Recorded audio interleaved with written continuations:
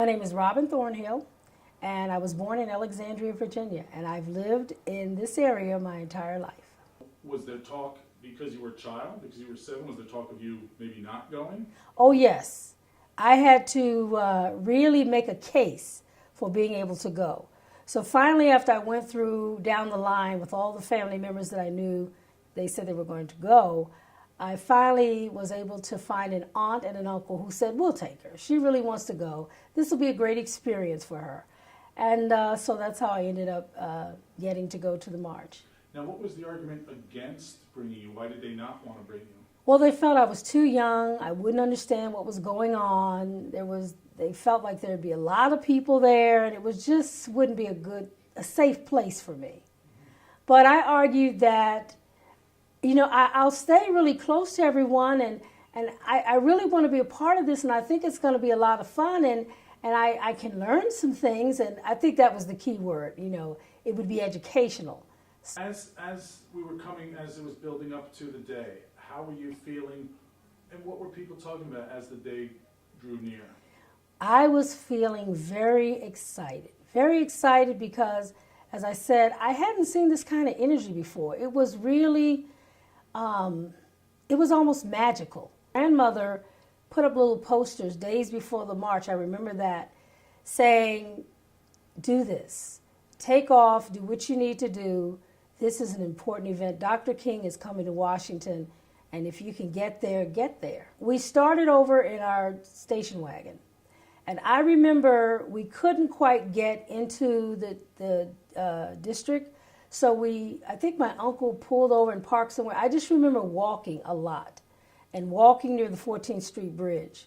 So I'm pretty sure that we parked as close as we could park to Washington and walk the rest of the way. There was a lot of just conversations about, how we really are going to overcome, in a sense, how things are going to be better, and how Dr. Martin Luther King was such a great leader, and the things that, he'd been able to do for us.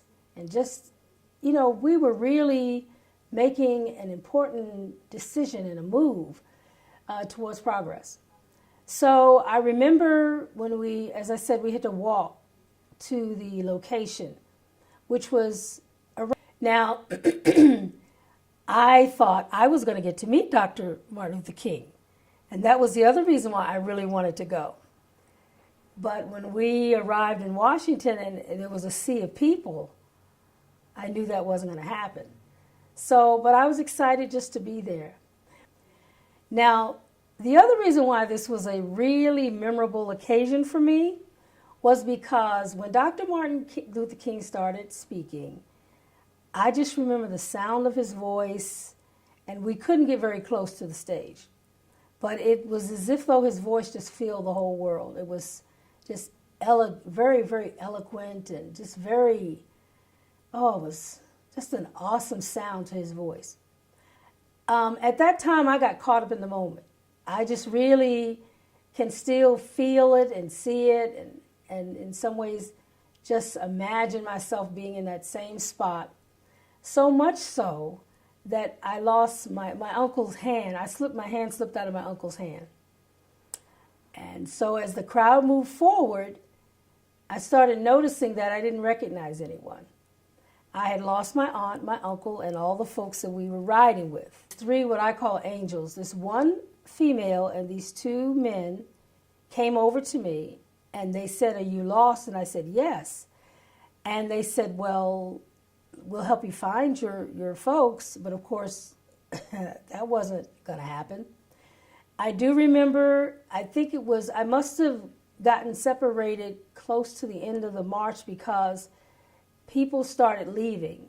And so they said, where do you live? I told them in Alexandria. So they found the bus that I was supposed to get on. They rode all the way with me to Alexandria, took me to my grandmother's restaurant because I recognized the street. I said, I can get off here. They got off with me, and they took me into the restaurant. And I just remember then just being grabbed and squeezed and hugged, and then my grandmother was crying and thank you, Jesus, and everyone was very emotional. So I decided to just sit down and have a piece of apple pie.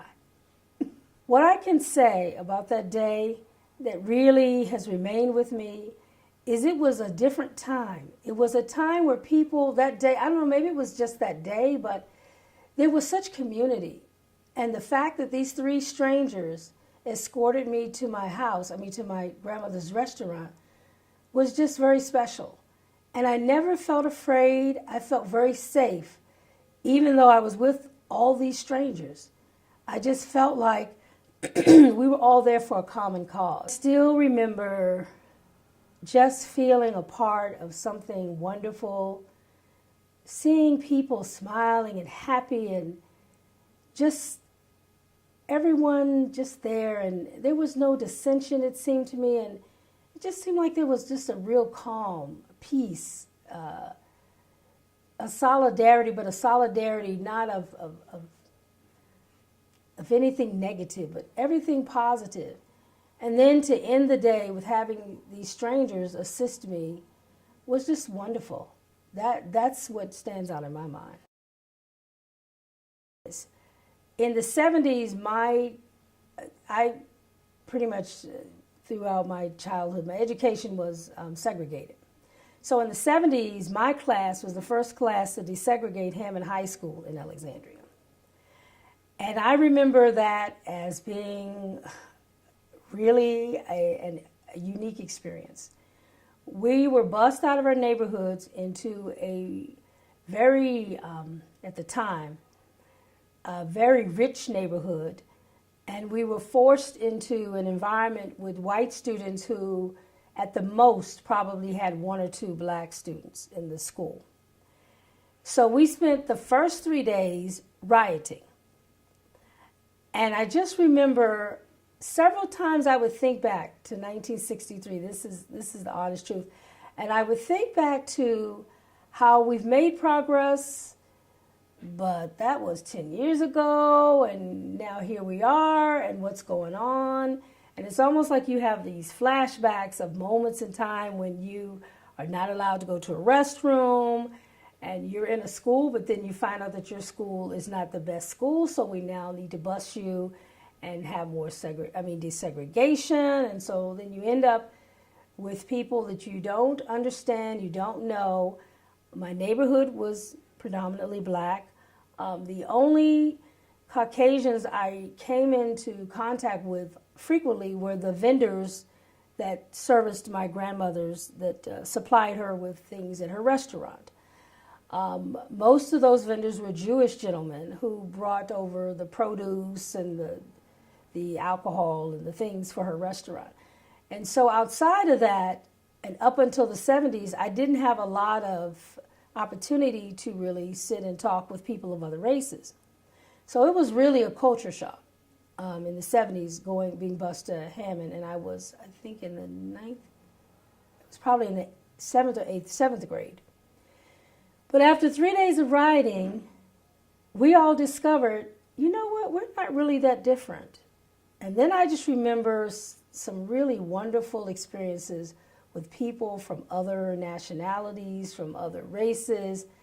All of us sort of came together, and we found out that, you know what, it's really okay to open up and to learn how other people think and how they're different, but that's okay to be different. And so it was a really positive experience, but I think that grounding in 63 actually really prepared me for that.